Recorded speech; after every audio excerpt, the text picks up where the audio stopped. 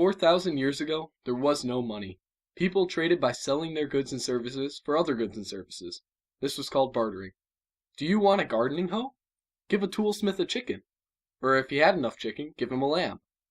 Around 1500 BC, people started using certain objects as a type of currency to trade with.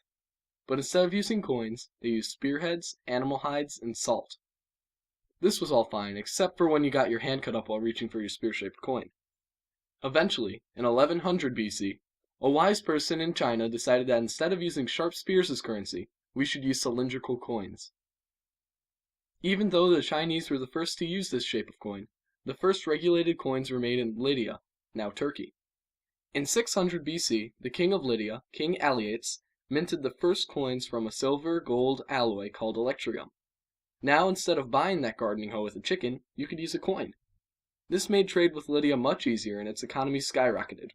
Sadly, the coins of Lydia could not protect them from the Persians, who took over in 546 BC. Once the Persians started minting money, they decided to put faces on their coins. This was done so whenever you were shopping, you saw the face of the king on your money, showing who owned you. This has parallels to today. Instead of having a king showing his power over you, the credit card company names show that they have the power. If you do not pay them off, they will send you into a downward spiral of debt. Meanwhile, as Lydia was being destroyed, China was starting to use paper currency. They continued to perfect their craft until the Europeans found out about the paper currency.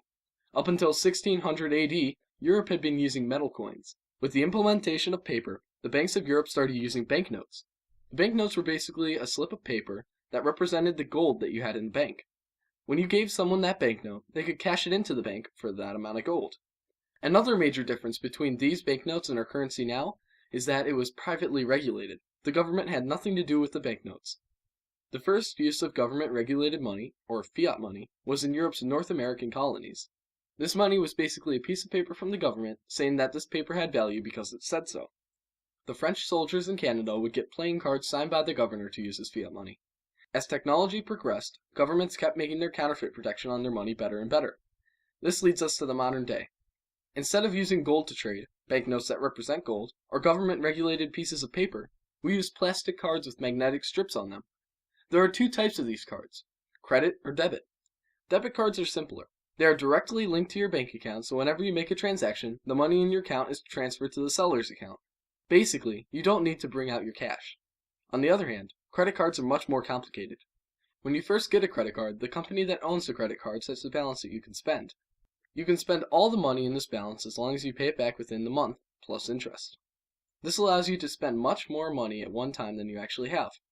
Back in the Roaring '20s, when credit was still in its infancy, people were spending this balance without making sure they had the money to pay off the debt later. This was one of the main factors that caused the Great Depression. Once the credit card companies started coming after people for their money, they realized they didn't have any money. This caused the people to take a loan out of the bank to pay off the credit card companies. All this did was push the problem a step forward. Since the only money that these people had was being used to pay off the credit card companies, the banks could not collect their loans. To make sure that they did not go bankrupt, the banks had to call back their assets from abroad. This destabilized the economies in Europe, and they went under. As you would expect, all of this caused a lot of people to lose trust in banks. The investors that had not spent all of their money quickly went to the banks demanding their money in cash right then and there. The banks did not have the raw cash to pay them, so they went under along with the investors. This caused Wall Street to collapse along with America's economy, then the world's. We needed change, so now almost 80 years later we have very different systems in place. The balance of your credit card is now based on your credit score. This score is affected by how you spend your credit. If you are able to pay off your bills and stay out of debt, you will get a bigger budget. Likewise, if you are not paying off your bills, your credit score goes down, shrinking your budget. But as with all technology, currency advances. The newest innovation in currency is digital currency, the most well-known of which is Bitcoin. Bitcoin was invented in 2009 by a person who calls himself Satoshi Nakamoto. Instead of a physical piece of metal, a Bitcoin is just a long string of characters that only you can use. The transactions of all Bitcoins are posted on a public forum. Right now, one Bitcoin is worth about $570. If you are thinking, how can a string of numbers be worth that much? It's because people with power say it does. This is the same with all money. The euro would have no value without a big institution backing it. If the European Union collapses, the euro will no longer have any value. On the other hand, gold doesn't have an institution backing it.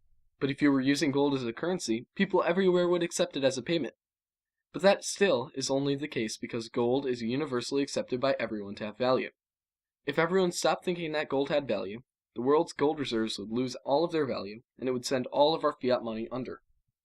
And just like that, all we would have left would be bartering. Then, just like the rest of human history, the currency revolution would repeat.